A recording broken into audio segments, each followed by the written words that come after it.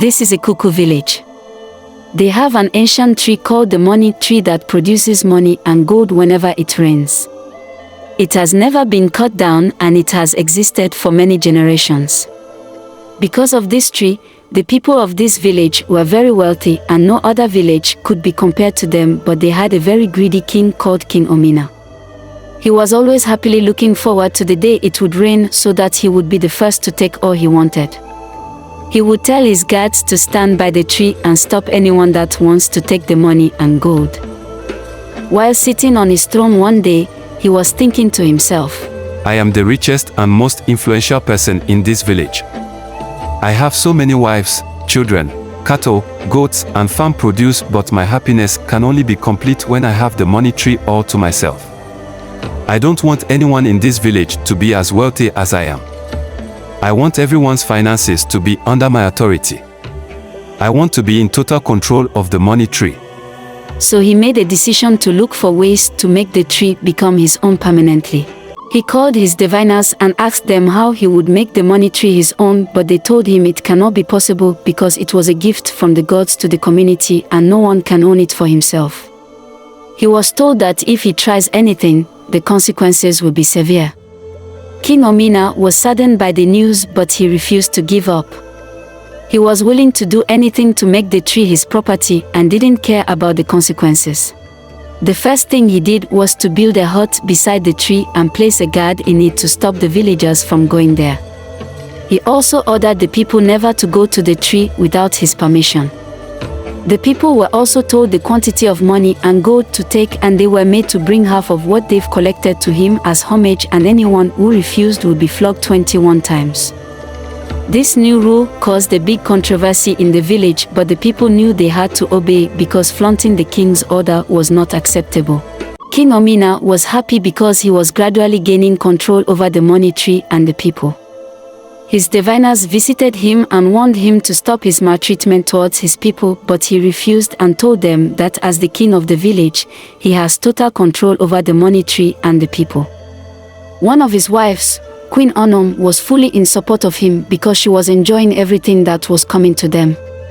While they were together one afternoon, she advised the king to cut one of the fruits from the tree and plant it in the palace so that they can have their personal money tree. King Omina initially refused because it was a generational tree that has never been cut before, but she told him that the tree was just like any other tree that can be cut down. She told him that it would be better for him to have his own money tree so that no one in the village would drag anything with him. He gave it some thought, and the next day, he ordered his guards to cut a fruit from the tree, get the seed and plant it in the palace. As his guards were about to leave, a young man came in and told the king that the money tree had disappeared. Everyone was shocked because the tree has never disappeared before, and they were scared because they didn't know what will happen next.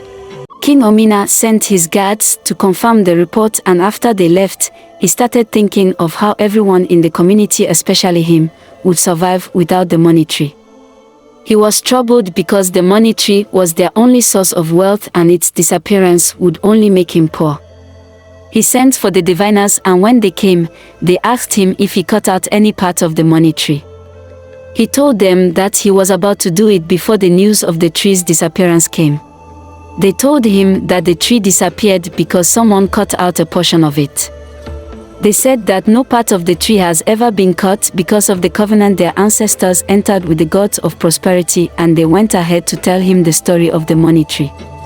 They explained how their ancestor, Orisha, and his family first settled in Ikuku village. The village was initially a deserted land with no neighbors around, but Orisha and his family made it their home and survived by farming, fishing, and hunting.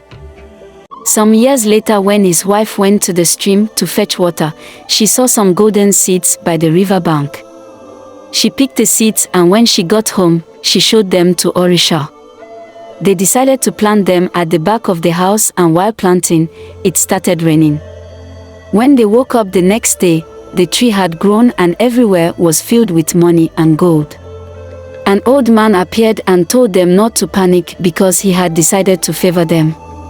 He told them that he was the God of prosperity who gives good people a rare gift once in 1,000 years.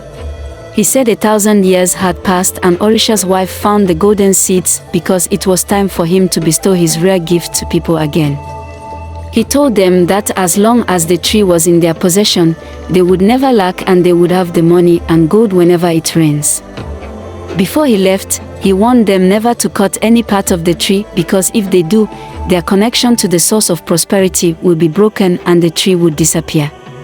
So Orisha and his family entered a covenant with the old man never to cut the tree, and after that, he disappeared. Orisha knew that he and his family would not finish the money and gold from the tree, so he decided to allow other people who were looking for a place to settle to stay with them. He built more huts and with time their little community grew. He decided to name their little village Ikuku because that was the name of his wife who found the golden seeds and brought prosperity to them. By the time the diviners finished the story, King Omina was already regretting his actions. He started apologizing for allowing greed overtake him, but the diviners said they have to first find out who cut the tree so that a cleansing ritual can be done. He asked them how he could find the person who cut the tree, and they told him that the person would be a statue.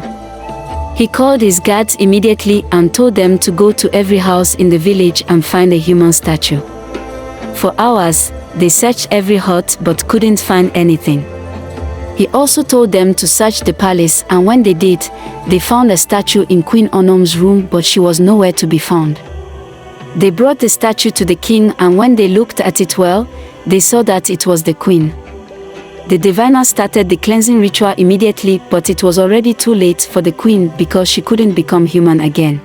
On behalf of the king, the diviners apologized to the gods of prosperity for misusing the gift and also prayed for the cleansing of the entire village, and after that, the ritual was complete. They told him that the queen's body will be buried because she was dead already. King Omina asked if the money tree will ever come back again, but they told him that it will not come back because they broke their covenant, and also that the gods do not tolerate greed and selfishness.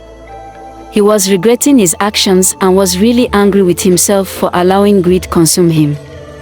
The next day, he called the villagers and apologized to them for treating them badly. He promised to return everything he forcefully took from them and become a better king to them. The king also threw a party for all the villagers where there was enough to eat and drink, and there was jubilation round the entire village. Because the money tree, which was their only means of survival, was gone, everyone including the king had to learn to survive without it. They went back to the old ways of farming and fishing, and instead of waiting for money from a tree whenever it rains, their only prayer was for the rain to nourish their crops so that they will have bountiful harvest. The money tree may be gone, but the people learned a very important lesson on the consequences of greed, and this taught them to be content and value what they have. They also learned to never misuse any good opportunity given to them.